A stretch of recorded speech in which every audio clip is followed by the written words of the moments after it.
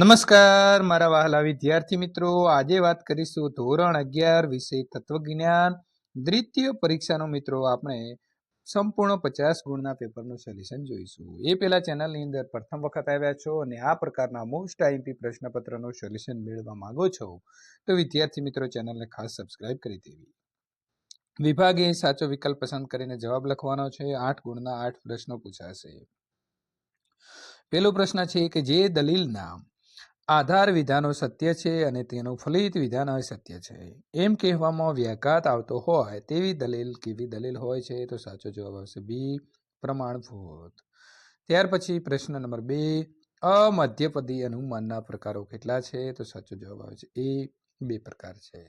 Number 3, કલા વ્યક્તિલક્ષી છે કે વસ્તુલક્ષી? આ પ્રશ્ન તત્વજ્ઞાનની કઈ શાખાનો છે? તો વિદ્યાર્થી મિત્રો સાચો જવાબ આવશે એ, સૌંદર્ય મીમાંસા।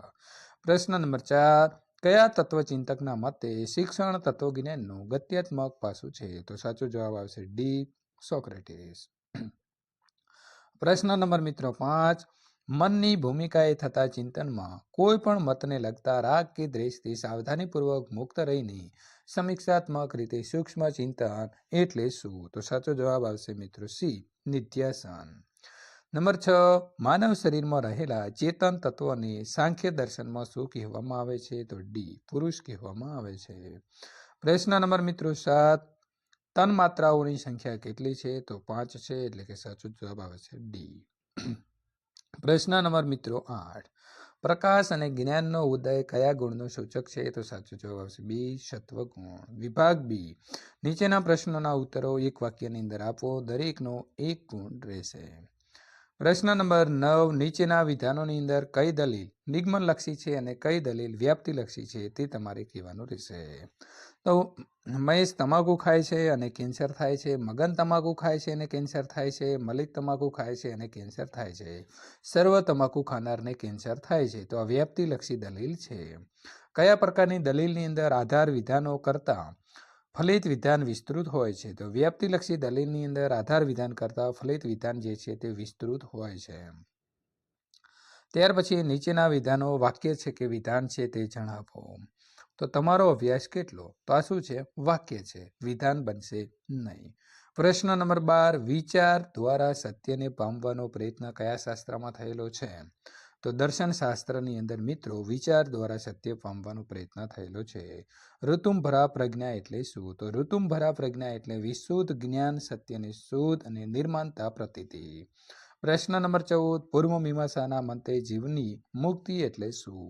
તો પૂર્વ મીમાંસાના મતે જીવની મુક્તિ એટલે જન્મ મરણની ઘટમાળામાંથી છુટકારો, અર્થાત સર્વ પ્રકારના દુઃખોમાંથી મુક્તિ। પ્રશ્ન નંબર 15, જગતની ઉત્પત્તિ પૂર્વેની અવસ્થાને શું કહે છે? તો જગતની ઉત્પત્તિ પૂર્વેની અવસ્થાને સામ્યાવસ્થા કહેવામાં આવે છે। પ્રશ્ન નંબર મિત્રો 16, સત્વગુણના લાઘવ સ્વરૂપના 2 ઉદાહરણો કયા છે? તો સત્વગુણના લાઘવ સ્વરૂપના ઉદાહરણો, અગરબત્તીનો ધુમાડો ઊંચે જાય છે અને અગ્નિની જ્વાળાઓ ઊંચે ચડે છે, એટલે કે માનવીનું મન ચિંતામાંથી મુક્ત થાય છે। વિભાગ સી।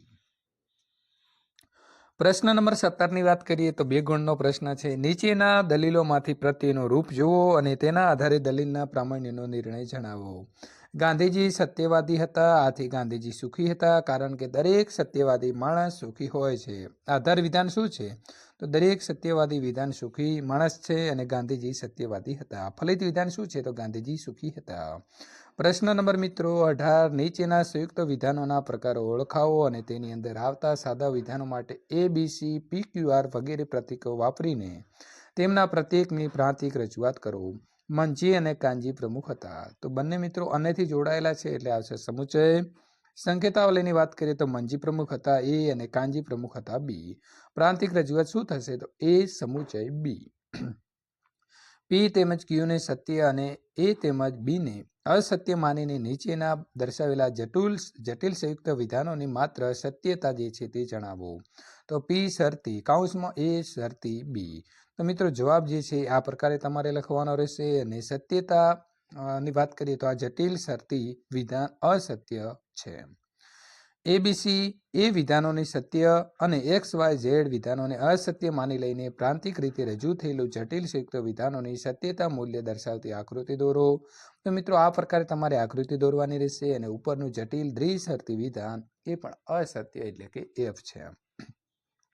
પ્રશ્ન નંબર 21ની વાત કરીએ તો મિત્રો પ્રકૃતિને કયા અર્થમાં ત્રિગુણાત્મક કહેવામાં આવે છે? તો સમગ્ર જગતના ઉત્પાદન કારણ રૂપ પ્રકૃતિના ગુણો તેમાંથી ઉત્પન્ન થયેલા સમગ્ર જગતના પ્રત્યેક પદાર્થમાં રહેલા હોય છે. જગતના વિવિધ પદાર્થો અને પ્રકૃતિ વચ્ચે મૂળભૂત જે છે તે કોઈ ભેદ નથી. ભેદ કેવળ નામ અને રૂપનો છે. પ્રકૃતિના સત્વ, રજસ અને તમસ 3 ગુણો રહેલા છે અને આ 3 ગુણોના સમૂહને જ પ્રકૃતિ કહેવામાં આવે છે. આ અર્થમાં પ્રકૃતિ એ ત્રિગુણાત્મક છે. વિભાગ ડી, નીચે આપેલા પ્રશ્નોના ઉત્તર મિત્રો લખવાના છે. દરેકના 3 ગુણ રહેશે. એકદેશી વિધિવાચક વિધાન અને એકદેશી નિષેધવાચક વિધાન ઉદાહરણ સહિત સ્પષ્ટ કરો. એકદેશી વિધિવાચક વિધાન તો ઉદ્દેશ્ય પદ દ્વારા નિર્દેશિત વર્ગના કેટલાક સભ્યના સમાવેશ વિધેય પદ દ્વારા નિર્દેશતા વર્ગની અંદર થાય છે એવું દર્શાવતા વિધાનને એકદેશી વિધિવાચક વિધાન કહે છે. દાખલા તરીકે કેટલાક માણસો સાહસિક હોય છે અને કેટલાક શિક્ષકો વિદ્વાન હોય છે. એકદેશી વિધિવાચક વિધાન માટે અંગ્રેજીમાં આઈ અને ગુજરાતીમાં હ પ્રતીક વપરાય છે. હ વિધાનના ઉપરના દ્રષ્ટાંતો ઉપરથી જણાય છે કે તેમની પ્રાંતિક રજૂઆત નીચે મુજબ થઈ શકે છે. પ્રાંતિક રજૂઆત કેટલાક ઉવી છે. એકદેશી નિષેધવાચક વિધાનની વાત કરીએ તો ઉદ્દેશ્ય પદ દ્વારા નિર્દેશિત વર્ગના કેટલાક સભ્યો વિધેય પદ દ્વારા નિર્દેશિત વર્ગમાં સમાયેલા નથી એવું દર્શાવતા વિધાનને એકદેશી નિષેધવાચક વિધાન કહે છે. એકદેશી નિષેધવાચક વિધાનોની અંદર 2 વર્ગ વચ્ચેના વર્ગ સમાવેશનની આંશિક રીતે નિષેધ થયેલા હોય છે. દાખલા તરીકે મિત્રો કેટલાક વિદ્યાર્થીઓ બુદ્ધિશાળી નથી તો કેટલાક વકીલો સત્યવાદી નથી. એકદેશી નિષેધવાચક વિધાન માટે અંગ્રેજીમાં ઓ અને ગુજરાતીમાં ન પ્રતીકનો ઉપયોગ થાય છે. ન વિધાનના ઉપરના દ્રષ્ટાંતો ઉપરથી સ્પષ્ટ થાય અને તેમની પ્રાંતિક રજૂઆત થઈ શકે છે. પ્રાંતિક રજૂઆત કેટલાક ઉવી નથી.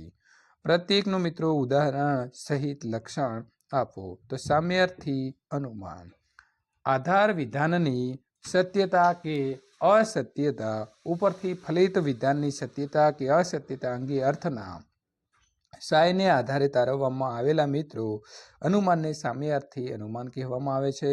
સર્વ બાળકો નિર્દોષ હોય છે, કેટલાક બાળકો નિર્દોષ હોય છે.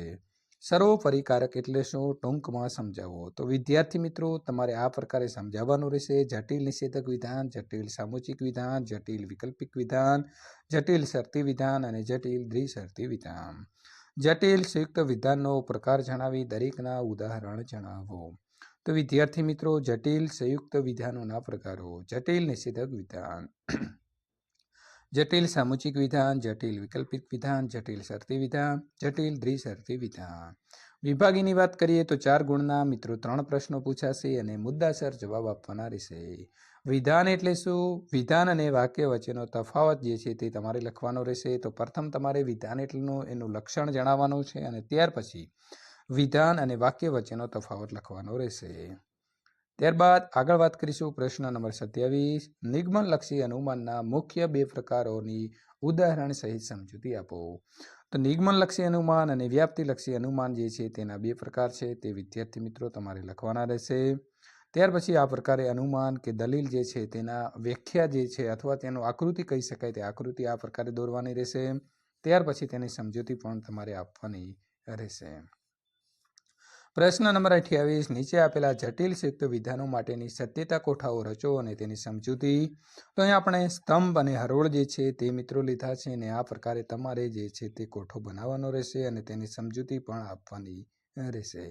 તો વિદ્યાર્થી મિત્રો આ પ્રકારે આપણું પેપર સંપૂર્ણ સોલ્યુશન પૂર્ણ થાય છે. જો તમને અમારો વિડીયો ગમતો હોય તો લાઇક કરી તમારા મિત્રો સુધી શેર કરવાનું ભૂલશો નહીં.